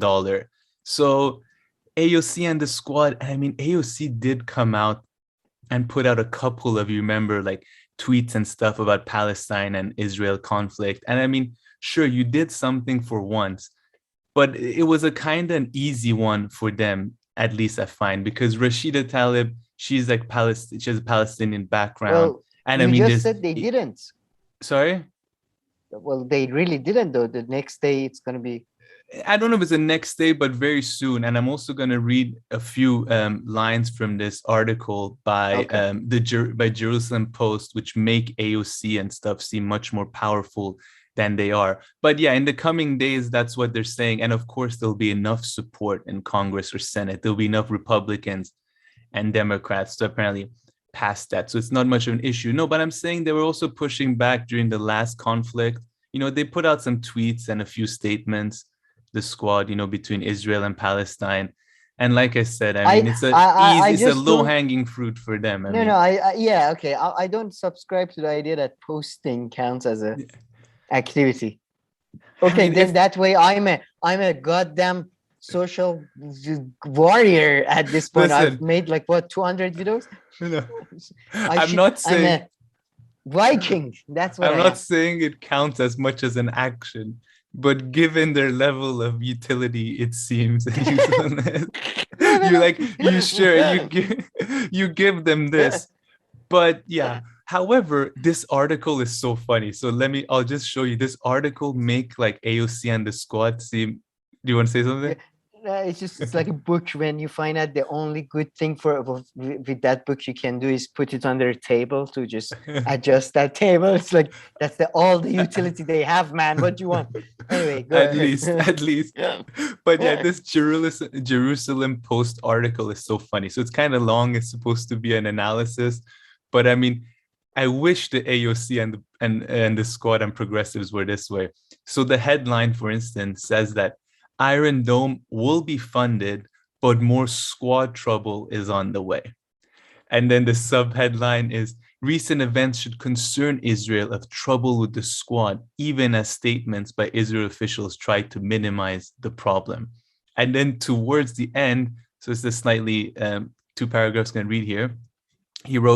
The author wrote, the things that progressives find objectionable about Israel did not change when Bennett and Lapid entered office in June, and they're not going to change anytime soon, which is true. That means the obstacles Israel faces from the Democratic Party's left flank are here to stay for a while, and this government in Jerusalem will have to learn to advance Israel's interest in this complex reality. The solution seems to be to work even closer with the Biden administration and moderate Democrats and Republicans in Congress to circumvent the progressives, as they're doing this week. But minimizing the problem as purely technical and blaming Netanyahu is not going to help. So just forget about the Netanyahu part. The person was addressing arguments that I don't even know who would make. But yeah, this person's analysis of the squad and AOC is scary, and I wish that they were that powerful and they would stand up to everything that Israelis do. But it's just some kind of internal fear mongering or something, just the usual. Yeah, I do think though Israel is feeling the fact that America is pushing back from Middle East too. And but not from AOC or the squad. I mean, that's not. Oh no! This is just this is how the fear manifests itself. Yeah. But no, this is just a I think wrong take on, like, I mean, I suppose for them, like for example, you had a suspension of, I think, like partial part of the military assistance that US was going to give to Egypt was scrapped due to some human rights issues or something. So, and that part was like, I don't know, $300 million. So, you know, that even those small parts probably has a lot of people are looking forward to the income from them. Yeah. So they would, you know, so, and Israel actually had some of its support delayed or something, as you mentioned, but anyway, so but no, I don't think AOC or anybody in the Congress or Senate are really a threat to Israeli. I mean, the thing is, Israeli interests align with US interests, so I think they should be fine, and they have nuclear weapons, so I don't what's the, like, he's saying that if he's saying that, you know, they're so powerful and vocal. Yeah, exactly. I don't know that even they're gonna, you know, get in the way of, you know, even more Israeli interests through Congress and the Senate. I mean, and that's what they're saying, because of course people have come out quickly. Yeah, because like I said, people have come out quickly to say, like, don't worry, buddy, we're gonna send you your money very soon. Don't worry, Yahi. Yeah, it's all good. Yeah, no, hiccup. Just no. Even let's say, like, even if tomorrow America stops its military assistance to, unless they put sanctions, like major sanctions, Israel is one of the most successful states. Again, I'm not making a moral judgment in terms of, like, they can handle their own shit very well. In terms of money and stuff. Money, military, agriculture, infrastructure, that type of shit. I am not moral judgment here. So I don't, like, who gives a shit at this point? Like, that's why, I would have rather not have American support, just because I can do whatever the fuck I want then. Well, but then you might get in trouble though, some other way. Yeah. Then you can sanctions suddenly. I guess the squad did something, but nothing at the same time. If others have a different take, I wanted to see, you know, Glenn's take or Jimmy Dore's take or something like that to see what I'm missing here. But or somebody who maybe actually has a, like, if somebody actually thinks they did a substantial thing and you have a reasoning that it was actually substantial because of blah or because of that, it set a precedent. I don't know. Maybe. Yeah. Let us know. Yeah. I mean, I wouldn't go as far as saying it's complete bullshit, but, you know, perhaps. But yeah. So Sam, 60% only. let's like move on. Bullshit. Let's move on to progressive tweets. If you're okay with that. Sure. And as we bring up the tweets, I mean, Okay is a strong word, but yeah. As I bring up the tweets, I just wanted to mention this news about Twitter, which I found not surprising at all. Because although we do this progressive tweets part, and I think in like the news world and the progressive world, Twitter is kind of hot. Besides that, I think it's a lot of bullshit, and their numbers are even more bullshit than other social media platforms. That's just my personal opinion, or like the activities Twitter? go on. Yeah. Or the activities that go on. But anyway, Twitter has agreed to a Instagram is worse. I don't know. That's your opinion. That's my opinion. But we'll come back to this some other time. But pretty much they've agreed to settle. So let me read right. Yeah, Twitter seeks to settle a 2016 class action lawsuit for 800 million. So these shareholders who bought shares just in the month of February, I believe, in 2016, they claim that that what they were presented in terms of how well views are doing and algorithms and all that, Twitter had changed it and they didn't tell them. So they were using that to artificially boost up the prices of their shares. So it's a combination of using pretty much fake metrics or lying about their metrics.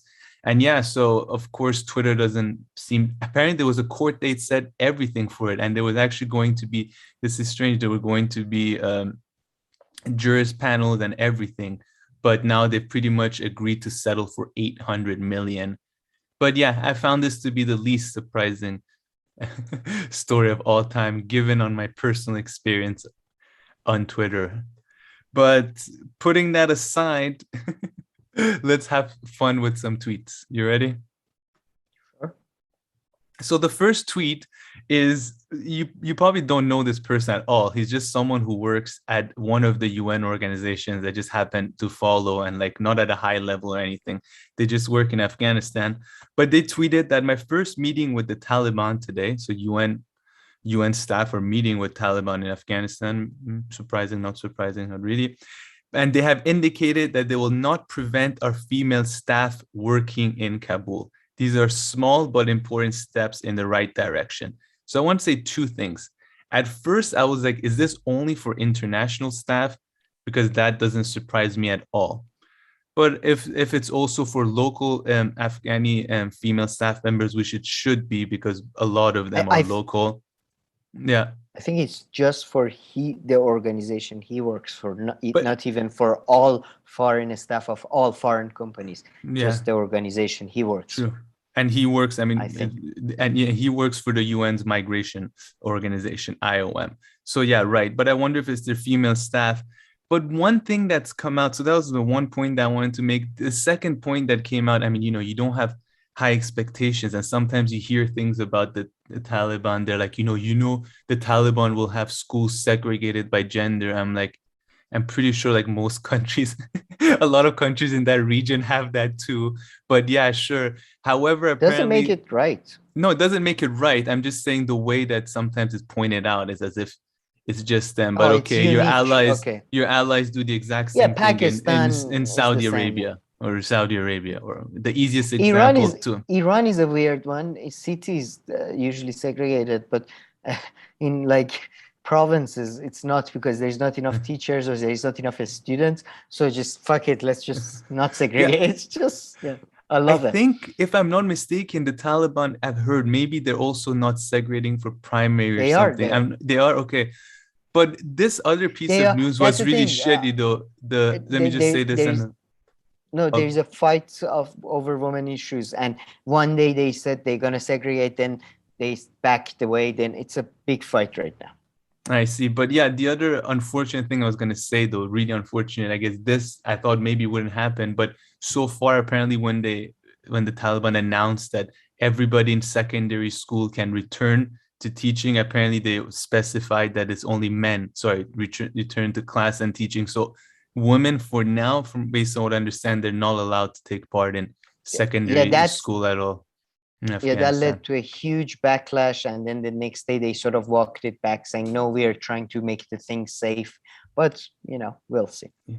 And I mean, I didn't prepare the story for today, but I'll just put a story out, and this is exactly what you had predicted, that infighting is starting within the Taliban, and this could lead to very problematic things. So hopefully we'll cover that also in our next video.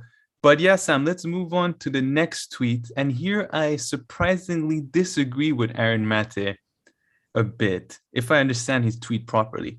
So it says the 5-year Russiagate disinformation campaign targeting the US public is like nothing I can recall. I feel like it's the first thing that comes to my head is like the terror war and the terror campaign. I feel like they went further with that and longer with that. So the the Russiagate one is strange in a way that some leftists, like TYT or let's say Democracy Now! Bought into it. That part is a bit strange about Russiagate. However, that is like nothing I can recall. I don't know, just the war on terror comes to my mind, and I feel like the misinformation and the strength and the length of the campaign and everything that was said was much longer there. But yeah, go ahead. My speakers are out. Oh, okay. You need to. Sorry about that. As usual, my Bluetooth. The last thing I heard is that you said that you don't agree with him because war on terror, for example, you think was more sustained.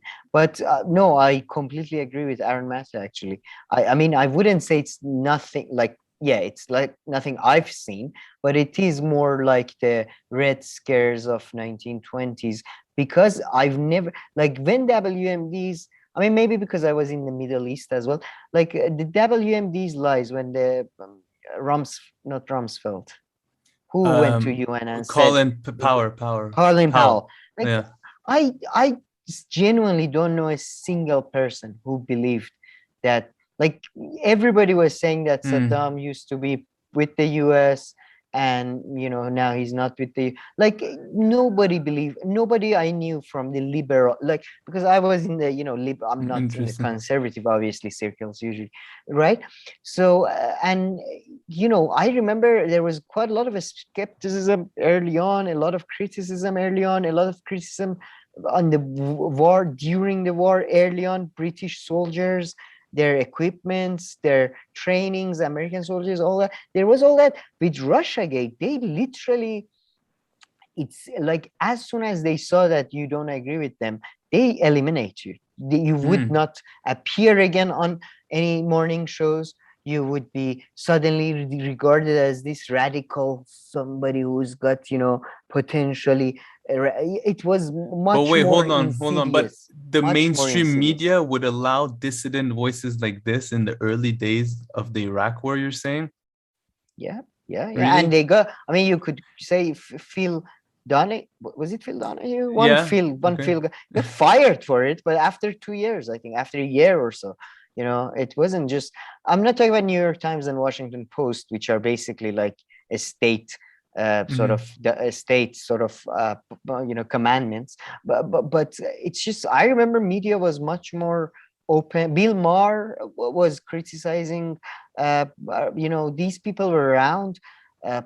With Russiagate, it was literally like Jimmy Dore, Aaron Maté, Glenn Greenwald, Matt Taibbi, and then you had and you had like people, like there were other, like, that's why I get so disappointed sometimes, like Noam Chomsky and stuff. They didn't even care, like, it wasn't that big of a deal to come.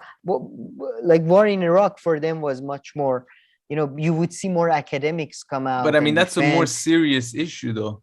I mean, your point is well taken, and now that you said that, right, my own concern from the beginning when I said I don't agree with Aaron Maté here, because I wasn't too sure from which aspect. So find this aspect that you've said.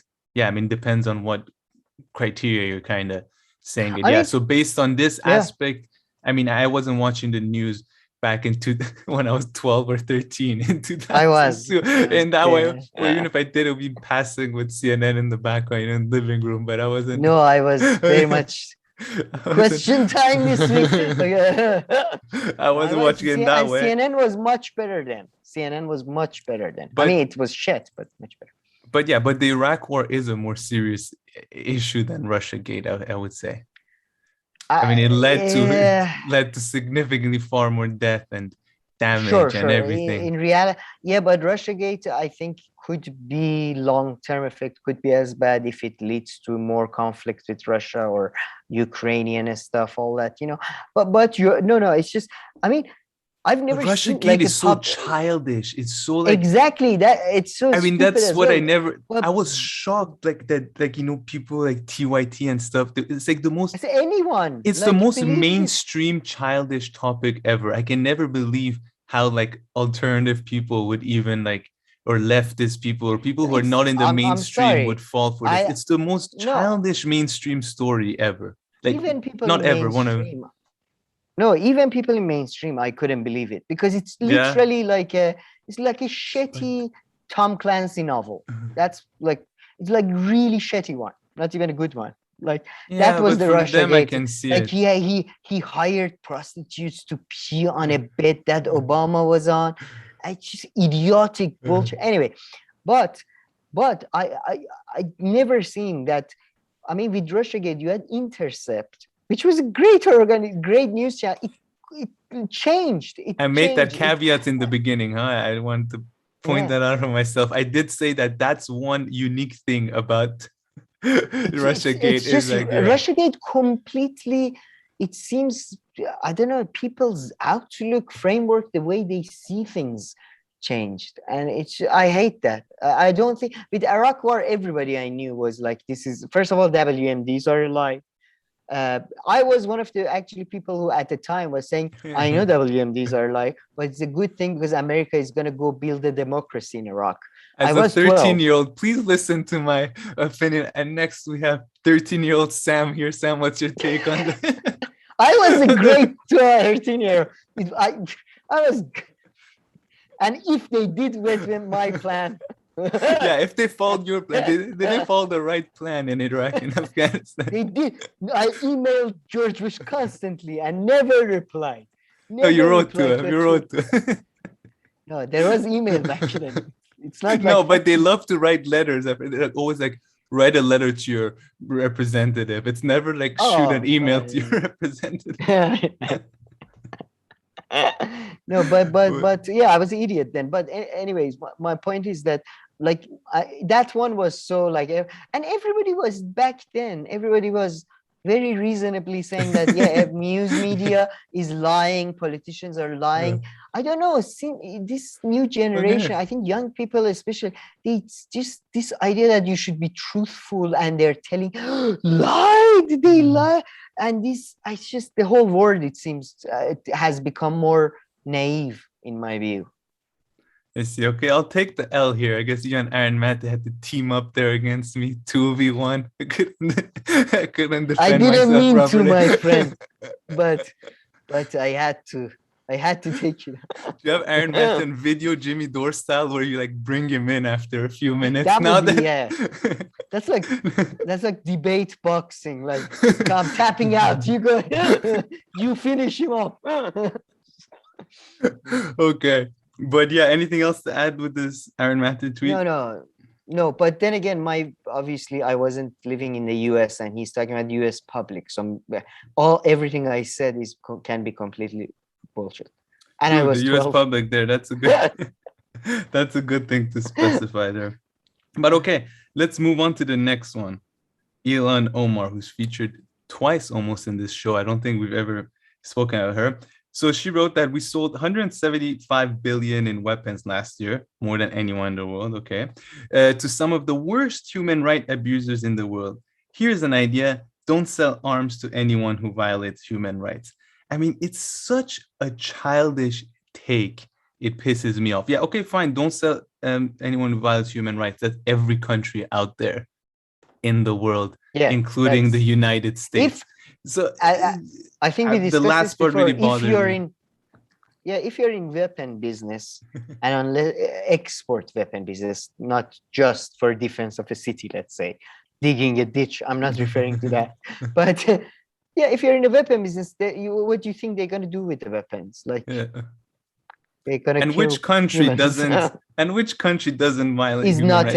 is There's not not like I one would like to country that know. even the UN doesn't. Gambia, I think Gambia and Nicaragua are like the only two countries that are like, they do their thing for climate change. They don't torture people. They don't Yeah. annex, but everybody else is just Yeah. like. So maybe the US military complex and sell like some pocket knives or something to these countries. I don't know how much And they by the can way, buy. what the fuck? What do you think happens if US decides to not sell weapons to one of the only remaining industries in the US is weapon industry, and the Yeah. UK, by the way. It's, I mean, look, there should be a plan. There I should be think a plan, but arms, this solution of hers, yes, you it's know, it not a good doesn't one. go anywhere as a It's member of reduction. Congress Oh, because that's the issue. That's the yeah. main issue. These type of solutions are reductionist and do not kind of, instead of answering the question in the right way, reduce the answer to something idiotic that makes you feel powerless. Yeah, exactly. Like, I mean, it has to be far more specific and small for me to take it seriously, thinking a member of Congress would do this. Of course, it would be great if there was less arms sold to everybody. But yeah, let's move on then if there's nothing else here. Okay, so here, our friend Anna Kasparian. I must say, Anna Kasparian, do you Oh, have I the Anna didn't. Kasparian tweet?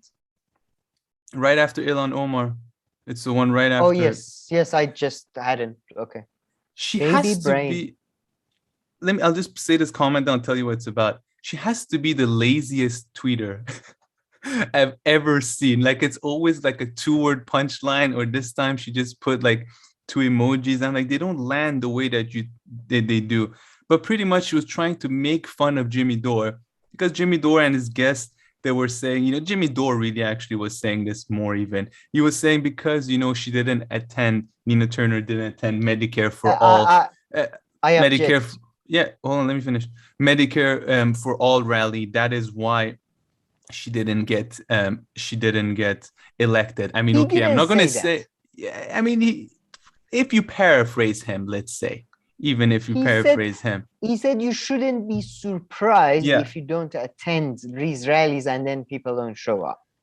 which I I mean, agree. I agree a lot. I mean, yeah, if you're yeah, trying and to go for the that's, yeah, alternative people and you don't, do what they want enough, so they're not gonna come come. vote for you. So yeah, exactly. His overall sentiment, I felt like he focused a bit too much on it, but yeah, his overall sentiment, I completely agreed. And it wasn't, even if you didn't agree, it's not the thing to like, she put emoji of a baby and and a What brain. does that mean? But have you realized how much of a lazy tweeter she is? Like, anytime I bring you Oh her no. tweets, it's like 3-4 words. Like, or Oh, she says something like, if this is the kind of guy you like, then I don't know what to say. It's like the most like lazy. like, Break it down, say something, put one fact in there. Maybe you don't have to do like Glenn Greenwald style, like point one, two, three, I, four, five, but hey, say I, something. I will publish every transcript. No, no. I mean, I like brevity in writing, so I can't. But But I that's mean, if different than it's, this. yeah. This is, I don't. Yeah, this is Being baby. concise Oh, baby and brain, baby brain. yeah. I just got it. No, yeah, but I mean, Twitter doesn't lend itself to, I think, long A writing. little bit But better than that, though. I've seen it. yeah.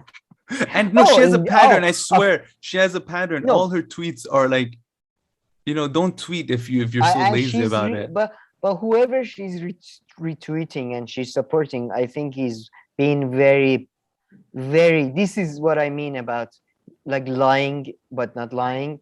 Like, yeah, Jimmy Dore said something along those lines, but yeah, this is not what he said. And yeah, Yeah, I no, think it was a short yeah. clip anyway. But yeah, I mean, his sentiment was good. I mean, I watched the video and I felt like maybe it did seem like he focused on a little bit. But yeah, I mean, if you watch the whole video and No, and look, the you thing get the is, if you're sentiment of Nina it. Turner, you're not going to get money, and the dark money is going to be against you. You have to know these facts as a given. So you have one option, and that's to rile up your base. And if you don't do that, like the other things that are against you are a given. We know that, So that's why we are talking about this, something that you could do.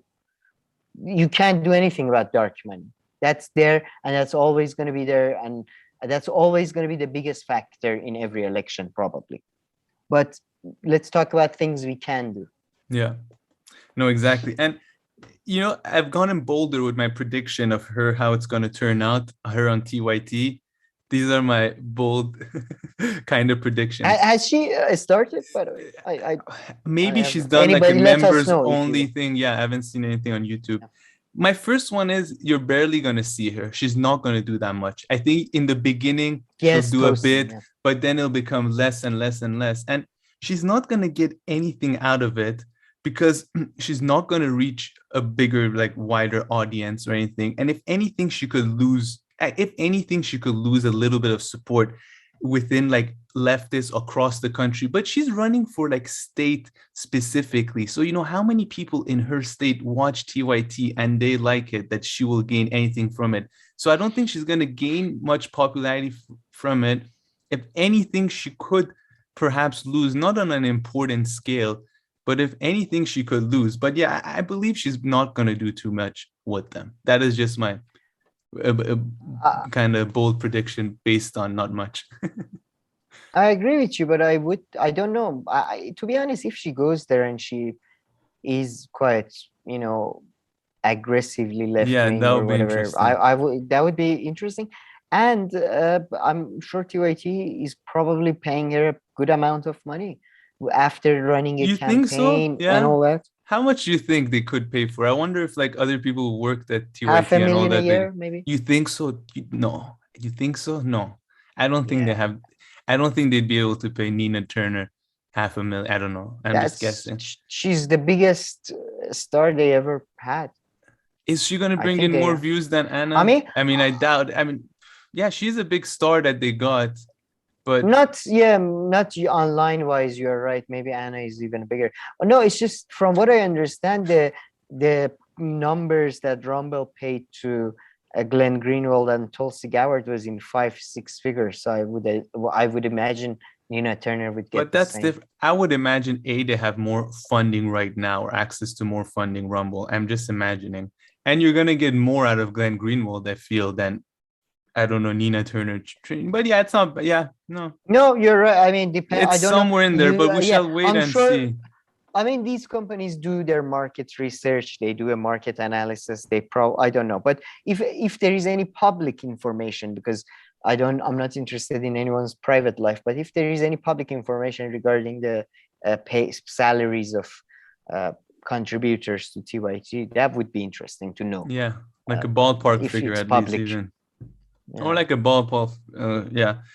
But yeah, so that's that laziest, honestly, tweeter I've ever seen. Let's move on. I love how you, with both the dress that AOC wore and the tweets, the format for you is such a big issue. Like, it's just at least the writing, just at least improve your writing, you idiot. No, at least that's say for something. You.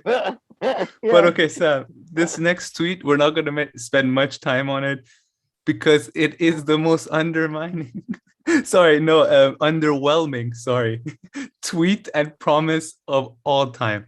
So this gentleman who's verified, I'm guessing is some kind of UN person or something. I don't know. He wrote that it's like a pledge you take. I promise to reduce my food waste. He might be Iranian. Or Iranian. I doubt it. Sorry. He wrote, I promise to reduce my food waste and only buy what I need. Join me and make your promise to help achieve global goals and create a better world. I mean, this is the smallest pledge I've ever seen anybody make. I promise to only buy food what I need. Thank you. That's a good start. I don't know what kind of life you were living before. I know that people waste food and that's a big issue.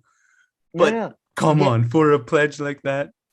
There was a professor in Oxford or Cambridge who sold everything he had except like books, a couple of books and a computer, and he had an internet connection and like a math thingy, and like he literally lived like that. I don't know if he means that if he's gonna live like that, it's a very good pledge. No, he just said food waste. No, so his pledge makes no sense. Only buy what I need. Oh, I promise to reduce my food waste and what I need. So I'm pretty sure he's talking about food. And only Oh, I thought when he says only but buy what I need is not just food, it's like Fine, everything else. sure. You have a very positive outlook and take today. Fair enough, if that's No, I what you thought meant. But I I even don't that, know. even that for someone who's verified, who their account is verified, I find it to be a bit underwhelming. But yeah, maybe their whole Yeah, lifestyle no, they no. change, I think but I doubt it. reduce my food waste is a shitty one because that's like my grandma's, like, It's finish your important. plate. We should all do Yeah. it, but Yeah. food is All wasted right. actually a lot of it is wasted before it gets to you, although I believe Like households are yeah. responsible for like 10 to 12%, yeah, for a decent amount Mo of mo food waste, mo but still. most of fruit and vegetables in my father was in transportation, late picking. It's Yeah, a logistics. We are, yeah, we no, suck. if I'm not Like mistaken, half of the world are hungry. a third of all food produced is either I wasted, think or there's another term, it's wasted that's in and US, I think. no, everywhere globally I've seen this Discarded, video. discard. Yeah, there's like two ways, yeah, that food, yeah, exactly, go Like they throw out like the fruits.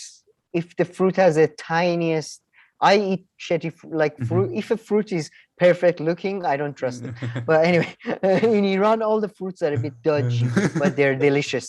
But yeah, if the fruit in a lot of countries has the slightest problem, the cost of transport, like, you're better off just throwing it away because like the price you get for it is just so low, and that food is edible and people are dying of hunger. So Yeah, yeah. no, for sure. I mean, it is a very big issue. I don't want to undermine it, and everybody should No, make but such a this guy's pledge tweet in was their head. shitty. But Yeah, I yeah. agree.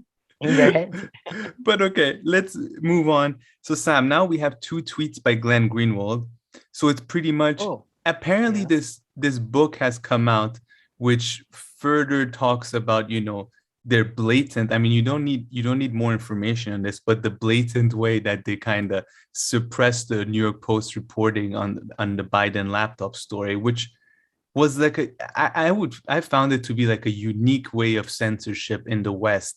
That never happens, where like you can't post an article, like you literally couldn't post an article from a huge publication, whatever you think of them, I mean, we on haven't Twitter and had Facebook. censorship online at this level yet. We've had websites taken down and all that, but we haven't had it in such a, I suppose, arbitrary. Yeah. Because Gawker, I think, was brought down by lawsuit. So But yeah, and Glenn Greenwald also put out a video talking about his video is great. Yeah. yeah, anything you would like to mention here, or anything Uh, specific about the whole Not really. Hunter Just Biden? this. Yeah. I mean, I would say I like. I think it's important. Like, I do think the censorship aspect is more important than the Hunter Biden story, because Yeah. I think pretty much all presidents have had either the same issues themselves or their children have had similar issues. Like, just read about John F. Kennedy, that is complete, potentially a sexual predator. Clinton, everybody knows.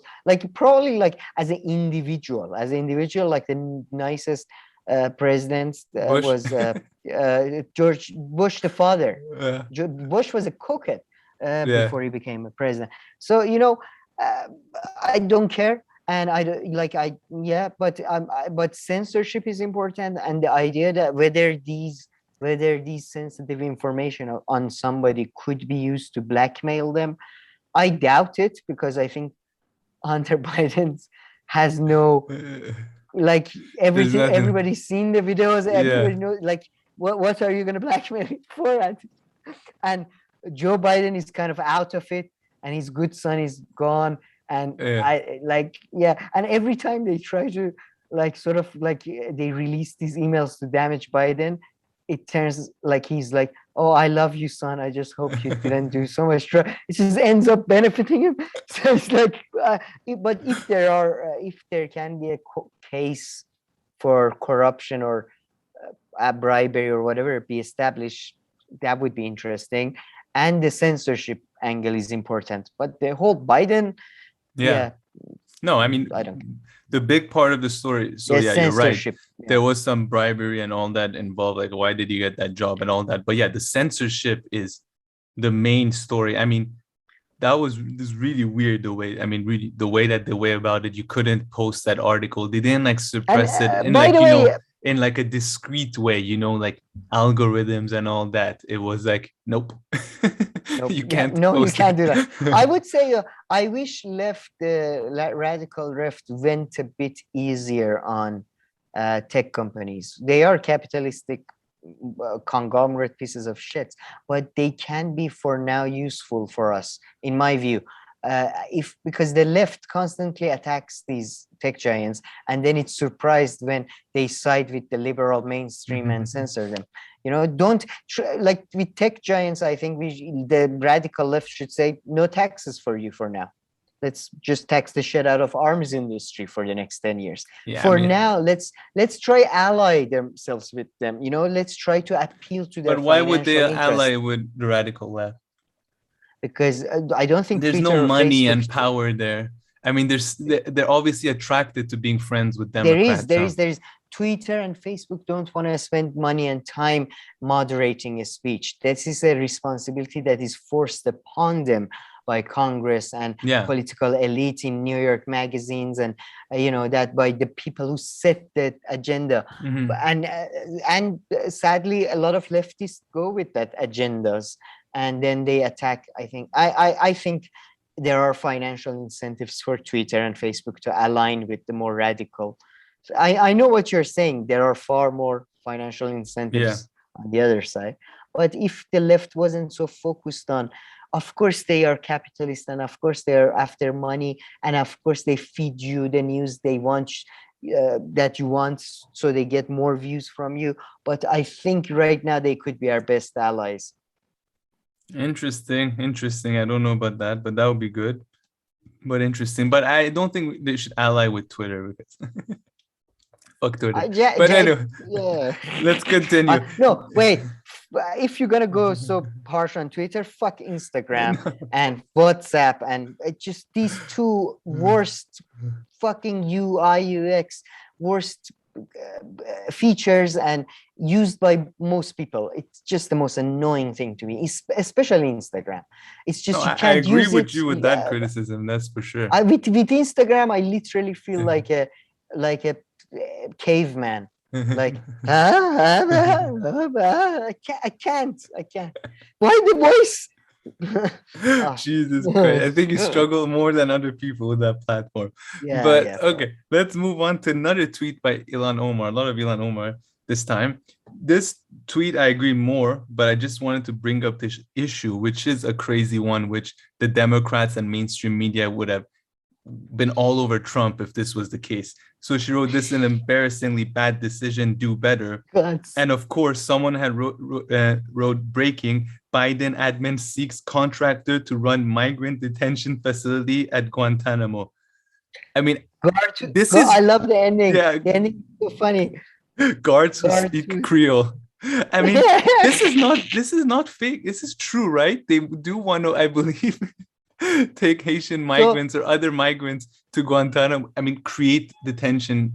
Sorry about that, another small technical disruption. But yeah, Sam, I mean, this is true apparently, right? They're looking to build a migrant detention center in Guantanamo. I mean, I haven't looked into this story too much more, but have you heard about it? No, I haven't heard about this story at all. But it represents a common threat. Yeah. Trend and common practice. Do you remember the movie we reviewed, The Suicide Squad? And there's that scene where the villain, the thinker, says that, you couldn't have, these experiments in the done in the good old American soil, So that's pretty much makes sense. Completely makes sense. And they're just busing back all these migrants, Haitian migrants who had arrived to the US. And if Trump had done this, for sure. I mean, for a while, the mainstream media was obsessed with the crisis at the border and like kids at detention centers.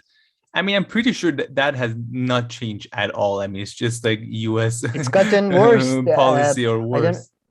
I think Glenn Greenwald or Jimmy Dore covered that nowadays they do the same thing, only now they've passed laws or they've set up regulations that journalists can't cover them, they can't take Yeah. pictures, but apparently kids are still in cages, so Yeah, no and worries on yeah. that front. And even back then, everybody had pointed out that, you know, Obama apparently deported more migrants or more irregular migrants than, you know, than others. So yeah, so this is definitely a crazy story, a crazy story. No, but and I have to add this, by the way, when you go outside of U.S. territory, and that's one of the reasons they use Guantanamo Bay, legally, obviously, it opens you up to, you know, you can do a lot of shit and you won't get sued for it, like, you know, waterboarding or whatever. Yeah, for sure. I mean, exactly the stuff that was going on in Guantanamo, and the most insane thing that we move on to last tweet. I think the most insane thing about Guantanamo was like how many of those people they actually found out were like completely innocent and they were just Like, picked up it's on something like, above 70% yeah, of like in detainees. yeah, like I believe Yeah. Democracy Now! Back then used to report very well on everything that was going on in Guantanamo. Yeah. But I think that's it. We're moving on to the last tweet, and this is from Katie Halper. Did you see this video she posted? Katie Halper posted this video where Biden is like, yeah, he's getting interviewed or something, like by like a panel or something. It's I love that's his usual. His gaffes are just Yeah. his So goofs, apparently gaffes, but he was trying to, you know, make the point that I don't know what. about the Bosnia. He was trying Yeah. Oh, he true. was trying to justify Bosnian intervention. Yeah. So he said if Haiti just quietly sunk into the Caribbean or just rose up 300 feet, it wouldn't matter a whole lot to our interest. And Katie Halper's guest actually does very well to Yeah, like show that he made a the great US, point. yeah, that the US have interest there. And, you know, of course, the interest in Haiti, maybe they're not as much as the other country, but you can make interest into another, you can make your interest by changing the economy and the regulation of country X. You turn it profitable and, you know, part of your interest. So yeah, maybe they don't have oil that you can pump out, but there are other things you can do, sell products and all this. But Haiti and US actually has had quite a long and that too, and that's history. the ironic. Like Haiti is the first, I believe, first nation in which blacks revolt against the black slavery and form a government, and then U.S. government is very worried, like American politicians have been interfering in Haiti since the American Revolution. So it's just, besides the fact that he's idiotic, it's just, I love the fact that he also like says that if it's sunk and, you know, the implication is the people are singing with the island, I assume. So, you know, it's like, Jesus Christ, man, you don't need to say that. That didn't even He's cross great. his mind. I mean, this fact, in my view, has always been the funniest fact about Biden. Biden plagiarized in his speeches, he plagiarized Neil Kinnock, the biggest loser in British politics, the man who's lost like everything pretty much. Yeah, and he plagiarized him. Really? So, you know, it's just, he's just a joke. I love him in a way. No, for sure. But yeah, this was a yeah, but the Haiti one is an interesting one. Yeah, funny, unfortunate one. But yeah, okay. So that brings it to the end of, that was the last tweet we have. So that's the end of progressive tweets and, you know, the progressive world. So as per usual, if anybody has comments, questions, criticisms, please leave them below and we'll make sure to get to them. But yes, Sam, any final words or we done? No, I think we're done. So great content. Thank you. Beautiful. Beautiful. Somebody said I don't like thank yous or something. So, yeah, you said that. I don't know when. I don't know when. I can't believe people actually listen and pick up the shit that you say. Yeah, I know. It's just a weird, random stuff. Listen, don't listen to politicians and don't listen to Sam. Okay, yeah, that's the two main two people you shouldn't take seriously. But okay, people, thank you very much for watching. Please like and subscribe, and we'll see you in our next video. Thank you.